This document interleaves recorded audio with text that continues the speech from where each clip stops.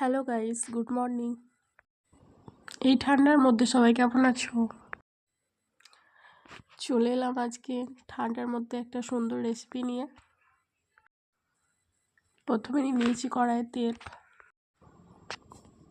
তারপর বেগুন দিয়ে দিলাম। বেগুনটাকে একটু হালকা করে ভেজে নিয়ে তুলে নেব। কড়াইয়ে অল্প তেল দিয়ে অল্প কালো জিরে দিয়ে দেব। তারপরে একটু সামান্য চিনি দেব, একটুখানি নেড়ে নেব। তারপরে আলুগুলোকে দিয়ে দেব।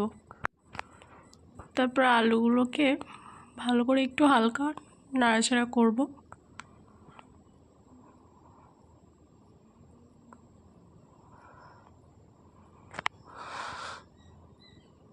একটু অল্প নাড়াচাড়া করার পর মশলাটাকে দিয়ে দেব। তো মশলাটাকে একটু ভালো করে কষিয়ে নেব আলু দিয়ে। একটু অল্প সামান্য নুন দিয়ে দেব, একটু কিছুটা হলুদ পরিমাণ মতো দিতে হবে সব কিছু। তারপর ভালো করে কষিয়ে নেব, ভালো করে কষাতে হবে।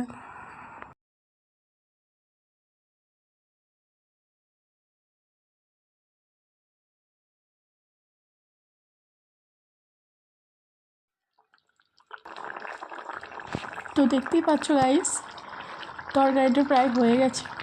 এরপর আমি দিয়ে দেবো বেগুনগুলোকে। বেগুনগুলো দেওয়ার পর একটু হালকা নেড়ে নেব। তো তারপর চিংড়ি মাছগুলোকে আমি দিয়ে দেবো। তো ফাইনালি গাইস, আমার তরকারি রেডি। ভালো লাগলে লাইক করে দিও।